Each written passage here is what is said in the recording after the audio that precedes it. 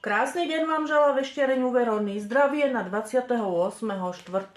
Vodnár, chrbtica, hlavne platničky, ktoré tlačia ryby.